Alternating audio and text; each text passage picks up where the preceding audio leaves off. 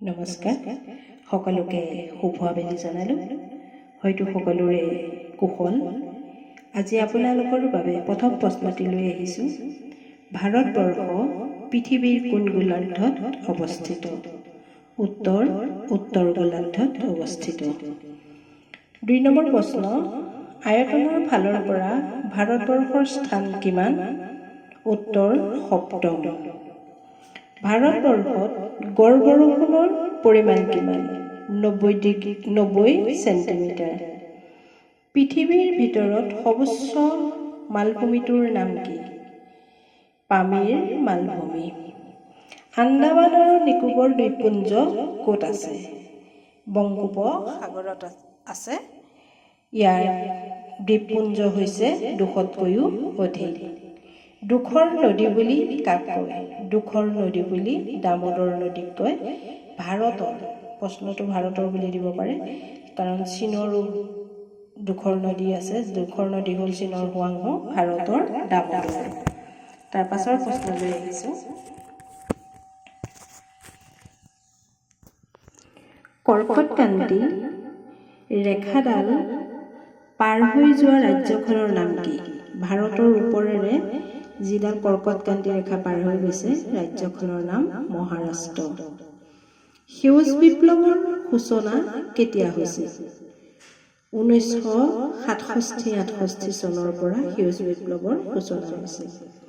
৯ number প্ৰশ্ন, অসমৰ চাহ খেতি, বিহাৰৰ আম খেতি, দক্ষিণ ভাৰতৰ ৰবৰ খেতি কি পদ্ধতিৰে কৰা হয়?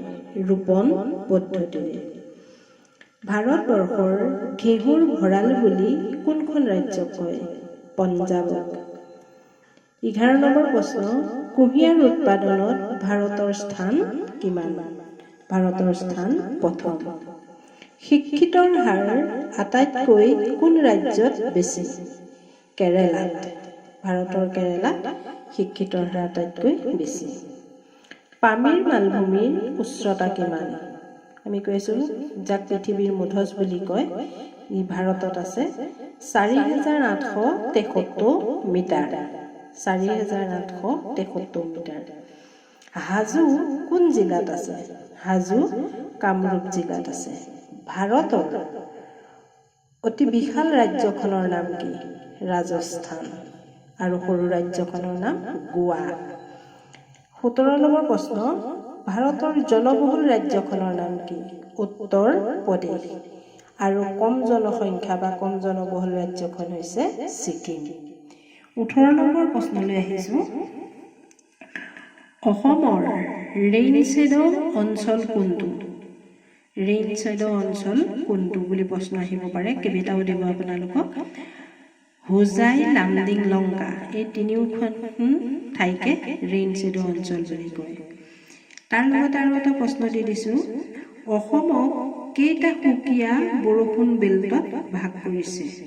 সেইটো হৈছে ৩টা।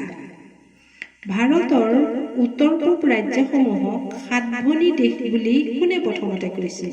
সাতভনী শব্দটো যি উত্তৰ পূৰ্বাঞ্চলক লগাই কোৱা হয়, এইটো কৈছিল জ্যোতিপ্ৰসাদ শইকীয়াই। কাৰেণ্ট প্ৰশ্ন, চৰাইদেউ মৈদামক কেতিয়া বিশ্ব ঐতিহ্য ক্ষেত্ৰ হিচাপে ঘোষণা কৰিছে? আমি গম পাওঁ জুলাই মাহৰ ২০২৪ চনত এই বৰ্ষ, এইটো কাৰেণ্ট বৰ্ষ, এইটো প্ৰশ্ন খুবেই প্ৰয়োজনীয় হৈ আছে দেই। অসমত কেইখন বিশ্ব ঐতিহ্য ক্ষেত্ৰ আছে? ৩খন আছে, কাজিৰঙা, মানাহ আৰু এতিয়া বৰ্তমান চৰাইদেউ। ৩খন বিশ্ব ঐতিহ্য ক্ষেত্ৰ। কাজিৰঙা আৰু মানাহ ১৯৮৫ চনত দিছিল, আৰু এতিয়া চৰাইদেউ।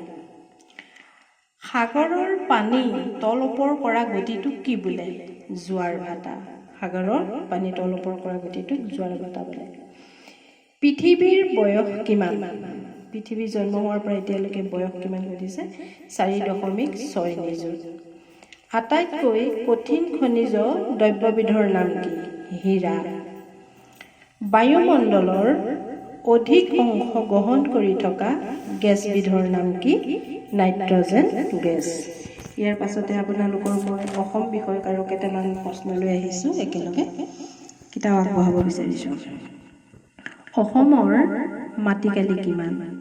অসমৰ মাটিকালি ৭৮,৪৩৮ বৰ্গ কিলোমিটাৰ। ২ নম্বৰ প্ৰশ্ন, অসমৰ প্ৰথম তেল শোধনাগাৰটো ক'ত আছে? ডিগবৈত আছে। জনসংখ্যাৰ ঘনত্ব কোন জিলাত অধিক? অসমৰ নগাঁও জিলাত আটাইতকৈ জনসংখ্যাৰ ঘনত্ব অধিক। পৃথিৱীৰ বৃহত্তম নদী দ্বীপটো কোন জিলাত আছে? যোৰহাট জিলাত আছে, মাজুলীত। যোৰহাট জিলা নহয়, এতিয়া মাজুলীও জিলা, মাজুলী জিলাত আছে। অসমৰ কোন জিলাত সৰ্বাধিক ধান উৎপাদন হয়? কামৰূপ জিলাত। পৃথিৱীৰ ভিতৰতে প্ৰথম চাহ নিলাম বজাৰখন ক'ত আছে? পৃথিৱীৰ ভিতৰত প্ৰথম চাহ নিলাম কৰা বজাৰ যিখন ক'ত আছে? গুৱাহাটীত আছে। অসমৰ চাহ গৱেষণা কেন্দ্ৰটোৰ নাম কি বা ক'ত আছে? টোকোলাইত আছে, যোৰহাট জিলাৰ। অসমত কফি গৱেষণা কেন্দ্ৰটো ক'ত আছে? অসমৰ কফি গৱেষণা কেন্দ্ৰটো ডিফুত আছে। ভাৰতৰ দ্বিতীয় বৃহৎ তৈলক্ষেত্ৰখনৰ নাম কি? নাহৰকটীয়া। অসমৰ ক'ত টিনপাট প্ৰস্তুত কৰা কাৰখানা আছে? গুৱাহাটীৰ আমিনগাঁৱত। অসমৰ সৰ্বোচ্চ শৃংগটোৰ নাম কি? নামচা বৰুৱা। আমি ভাৰতৰ পাইছোঁ, বিশ্বৰ পাইছোঁ, অসমৰটো হয়তো দি দিব পাৰে, নামচা বৰুৱা।